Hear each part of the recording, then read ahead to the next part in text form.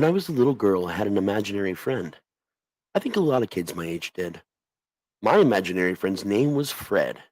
He wasn't some weird animal or creature or anything like that. Just a guy that wore a purple top hat and a bright green suit. We did all the usual things you expect, like tea parties, go on adventures, and sometimes he'd even read me my favorite stories. I didn't have any brothers and sisters. My parents worked a lot, so Fred quickly became my entire world. He was a funny man, always telling jokes. Even though I didn't always get the jokes, Fred would laugh so hard at himself that I couldn't help but laugh too. I remember one day I had just gotten off the bus on my way home from third grade, used my key to unlock the door, and found a note on the kitchen table, like I always did. It was from my mom, and she told me my dinner was in the fridge. I just learned how to use the microwave recently, and I was in that phase where every excuse to use it still excited me. I grabbed the container of leftover lasagna from the night before, threw it in the microwave for a few minutes, and poured myself a glass of milk. I made quick work of my meal and headed upstairs to my bedroom to do my homework. As usual, Fred was sitting on the bed waiting for me. I smiled at him, tossing my book bag on the floor and pulled out what I needed to get the work done. Today, it was all about the math, which I wasn't great at, but Fred was, so he gave me a hand. With his help, I finished it in no time, and we started our daily tea party where we would relax and discuss my day. I told him about how great my teacher was and about the art project we did with the popsicle sticks and the cotton balls. Then I told him about how little Jenny Dorner had pulled my pigtails at recess. Fred frowned at that and said, "This Jenny Dorner picks on you a lot, doesn't she?" I nodded with a bit of a shrug. "Yeah, she's really mean. She bullies an awful lot of kids." Fred didn't seem thrilled about that at all. "How about I come to school with you tomorrow so I can protect you?" I got super excited about that. Fred had never come to school with me before. I quickly agreed, and we went back to our tea party. Fred told me a story from when he was my age about the time his mom took him to the local candy store. I'd heard it a few times, but it was one of my favorites. We really didn't have any stores like that, or if we did, my parents never took me to it. He'd describe all his favorite candy and inevitably pull a piece from his pocket for me to eat. That day was a little chocolate turtle filled with caramel and nuts. It was so delicious. We played my new favorite board game, Sorry, for a while until mom and dad both came home from work. They checked to make sure I'd eaten and done all my work, which I had. We all sat and talked for a little while like we always did before I went to bed. It was the only real family time we had during the week. It took me a little while to fall asleep that night. I was so excited about Fred coming to school with me the next day. On the next morning, I woke up, and Dad filled a bowl of frosted flakes and milk for me. Fred and I waited at the bus stop quietly with a few other kids on my street, and before long, we were at school.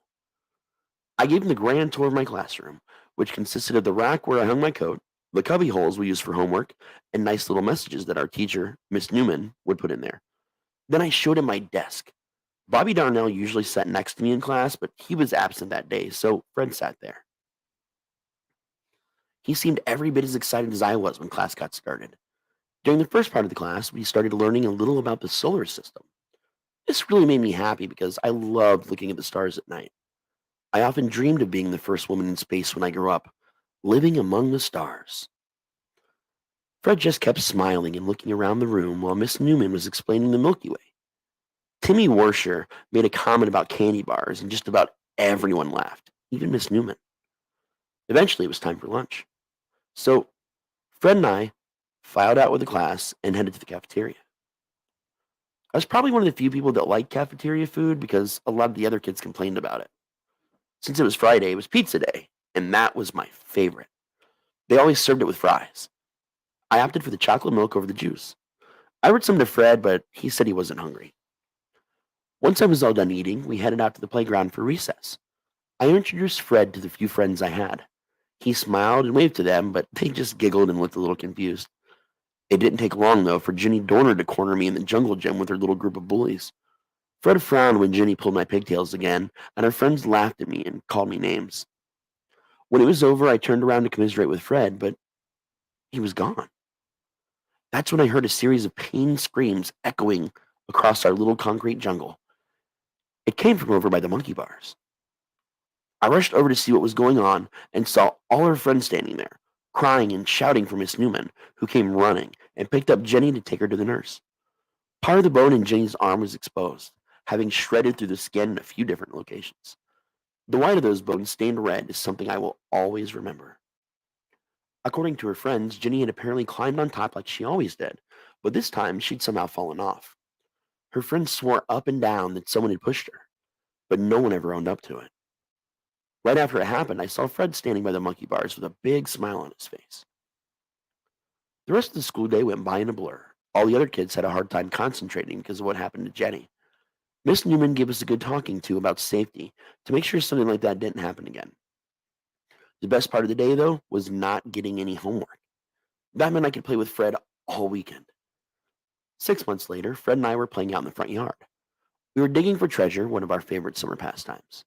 Our neighbor had the meanest dog you'll ever see, and they usually kept it chained up in the backyard. I was terrified of that dog. There had been a few near bites over the years. I heard the snap of a chain and looked around in horror. The next thing I knew, there was a huge pit bull staring me down and growling. Drool was oozing down its face. I got up quick and ran, but it clamped down on my leg, tearing my skin with a wet, audible rip. I cried out for my mom, but she must have been doing the laundry or something in the basement. I kicked it as hard as I could repeatedly with my other foot. At one point, I kicked it so hard in the head that little blood escaped its right ear and it let go for a moment. I had just enough time to dart across the street as quickly as I could. It recovered quickly and was only a few feet behind me when I turned to look. I knew in my heart that was the day I was going to die. I vividly recall seeing the car slamming on its brakes and the squeal of tires was deafening. The dog never stopped coming for me, even as the out of control car's front tires greedily pulled it beneath them. I saw what remained of the dog, spread halfway down the road by the time the car finally stopped moving. Even in a state of shock, I still couldn't help but notice. Fred was standing next to the car, just smiling at me as I bawled my eyes out. I remember another time when I was a few years older. Dad had lost his job when the factory shut down and started drinking a lot. While it was nice to have someone home when I came back from school every day, he was mean sometimes. One day I came home and in on him wrestling with our neighbor, Miss Judy. Dad got mad when he saw me and slapped me so hard I dropped my book bag. I left it there on my floor and ran up to my room. I cried all night and didn't even want to leave my room for supper, but Mom made me. When she asked me what was wrong, I told her I'd just had a bad day at school. Dad told me that if I told Mom what happened, I'd get it worse. I'd never been afraid of Dad before, but he'd been so different lately. After dinner, I went back to my room, where Fred was waiting for me with a frown. We talked for a while about what happened. Fred kept all my secrets from me. I was thankful for that. Everyone needs someone they can talk to about everything in their lives. The next day, Dad didn't make me breakfast. He was passed out in bed drunk. I made a bowl of cereal and went on my way to school. When I came home, I found Dad wrestling with Miss Judy again. I tried to just sneak by this time, but Dad caught me. I screamed as he chased me all the way up the stairs. Just as I got to the top, he grabbed me by the book bag slung over my shoulder and pulled. I fought as hard as I could, not wanting my father to hurt me again. That's when the strangest thing happened. Dad just let go. I glanced over my shoulder as I moved, just in time to see Dad falling down the stairs. I noticed Fred was there, watching. I rushed down the stairs after him. Even though he hurt me, I still loved my father and I didn't want to see him hurt. By the time I caught up with him at the bottom of the staircase, Miss Judy was screaming. I remember shaking my father and screaming as his blood drenched my school clothes. His neck had been torn open where his head was forced to a 180-degree angle during the fall. Miss Judy called 911, and before long, the police and paramedics showed up. My mom wasn't too far behind. Dad's funeral was a few days after that. I spent a lot of time crying in my room while Fred consoled me. We'd become closer than ever during those few months. By the time I turned 15, Mom remarried. I was against it at first, but Daniel was a really nice guy.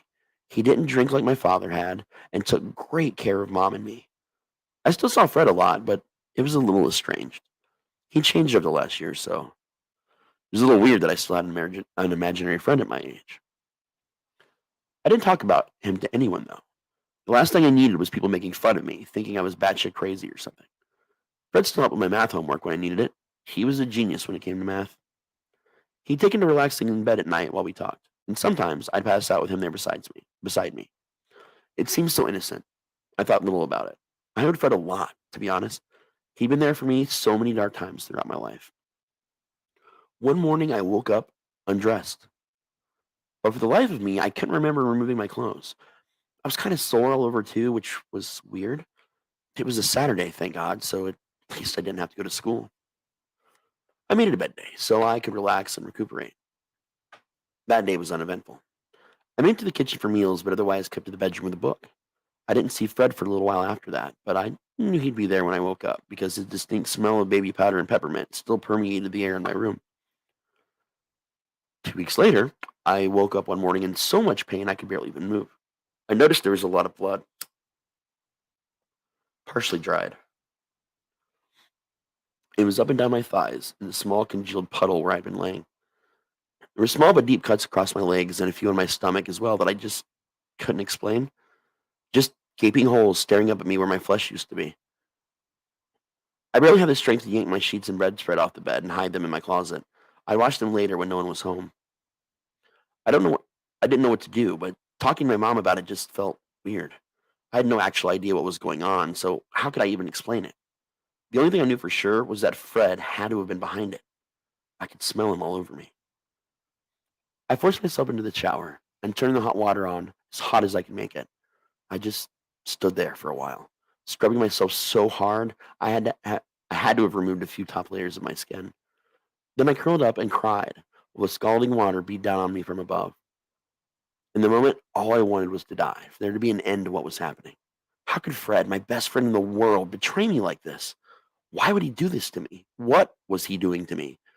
I decided that I never wanted to see or speak to him again. Tonight, I wouldn't fall asleep. Not that I'd be able to sleep anyway. Eventually, Mom and Daniel left the house, so I threw my sheets and bedspread into the laundry with some bleach. I ended up having to throw out my bedding, though. There was just no saving it. Luckily, I had a ton of replacements for the bed, so I didn't think Mom would really notice. I grabbed a new set, put it all together on the bed, and went down to the kitchen to find something to eat. I stood there in front of the refrigerator for so long I lost track of time. That cool breeze against my raw skin was soothing. I was so numb that the fact that I could feel anything at all amazed me. I ended up not eating anything and just went to the living room to put on the television. I can't even remember what I watched. My brain wasn't exactly functioning at full capacity. It was just a blur of random sitcoms, commercials, and reality shows. I stayed that way until evening when Mom and Daniel finally came home. I must have been the best actress in the world, I thought, as I detached myself completely from my situation and made polite conversation with him. The only thing I knew was that I didn't want to be alone, and I sure as hell didn't want to be anywhere near my bedroom. Mom suggested a family game night, and I was secretly thankful for the excuse to be around them longer. It was difficult to pay attention to the games we played. Ended up losing every single one of them. By the time Mom realized what time it was just after midnight.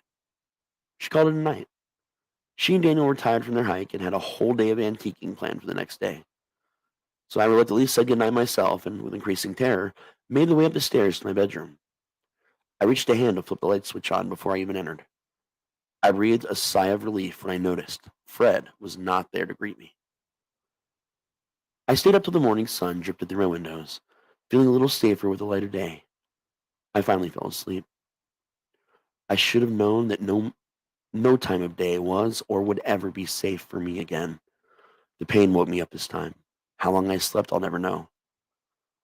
I was willing to cooperate to get myself to safety or to even scream out for help. I felt like I was trapped inside my own body, powerless to stop what was going on. Fred locked eyes with me and winked, which only made things much worse. That much worse. He made small incisions in my body while he stared deeply into my eyes. Each little piece of flesh he removed, he stuffed into his cartoonish mouth. No words were said during this, just the sickening sounds of his teeth grinding and tearing those little pieces of me into oblivion. He pressed one of his index fingers to his lips and winked one more time as I passed out from the pain before it was even over. And when I woke up, Fred had disappeared. I washed the shame and terror from my trembling body with more scalding water, this time scrubbing even harder than I had before. I scrubbed till my skin was so burnt and raw that it bled. I threw yet another set of bedding in a trash bag and snuck it into a large bin out front. The trash ran the next day, so I knew Mom and Daniel wouldn't see it. I made my bed up again and went back to the bathroom to look in the mirror.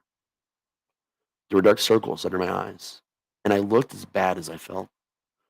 I stood there for a while, staring at my reflection, blaming myself for what was happening to me. I'd done something wrong. I must have. Nothing else could possibly explain why Fred was doing this to me. This started happening more frequently. A week of respite passed before it suddenly became a nightmarish routine.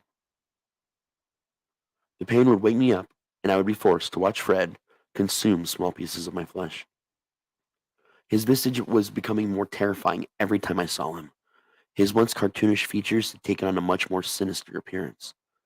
Each time I endured it for longer before passing out again. The look on his face promising to show me the knife again tomorrow night was the last thing I would see. It was getting harder every day to hide the wounds, and what little savings I had were going to replace my bedding so Mom and Daniel wouldn't notice. I was getting to the point I just wanted to die.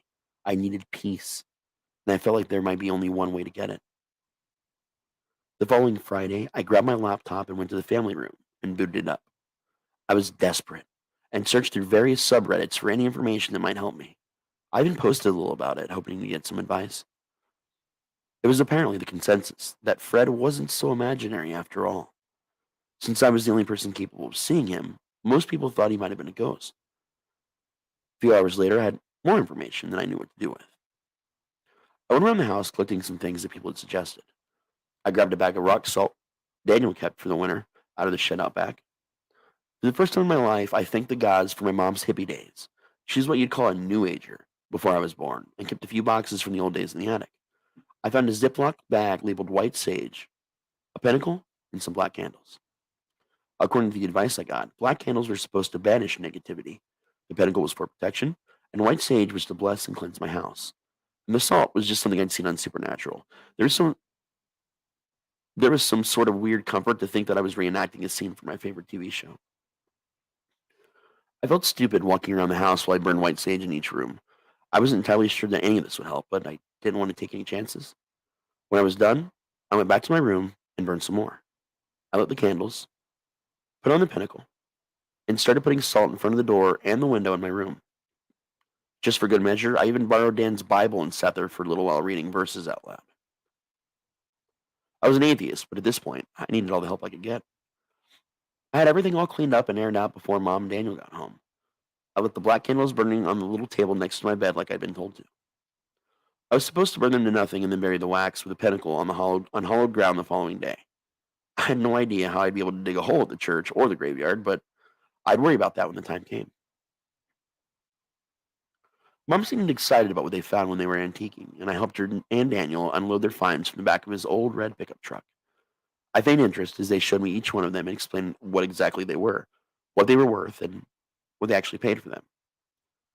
She even found this cool old vanity for me. Even though I'd been bugging her to find me one for years, I just didn't have it in me to be very excited about it. At least, not for real. I put on a good show, of course, but I was getting good at that. Just like every night since my problems started, I found excuses to hang out with him for as long as possible. Mom made some popcorn and we watched a few episodes of Doctor Who on Netflix. It was another of my favorite shows, and I found a little comfort in watching David Tennant run around like a man possessed. We'd watched 7 episodes before we realized it, and Mom and Daniel went to bed. I began to slow climb of the stairs, half expecting someone to shout, "Dead man walking." Fred wasn't there, but I didn't really expect him to be. If my plan didn't work, I wouldn't see him until he woke me up in the middle of the night anyway.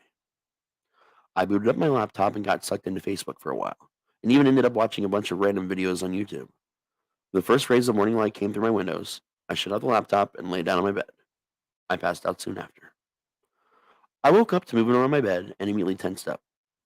My eyes darted to find the source, and I expelled an enormous sigh of relief when I saw my mom sitting there with a sweet smile. I leaned up and hugged her. I was so happy the plan had worked. She laughed a little and hugged me back. I remember her asking me what had gotten into me, and I made up a silly excuse about not appreciating her enough. We laughed together for a little longer and went downstairs to eat some breakfast. It had been over a week since I'd had a decent sleep, and it felt good. I'd never be the same after what Fred had done to me. At least it was over now. Hundreds of small scars across my body would be an eternal reminder. Years went by with no sign of Fred, but I continued my cleansing routine out of habit. I left for college a few years later and didn't visit that much over the holidays.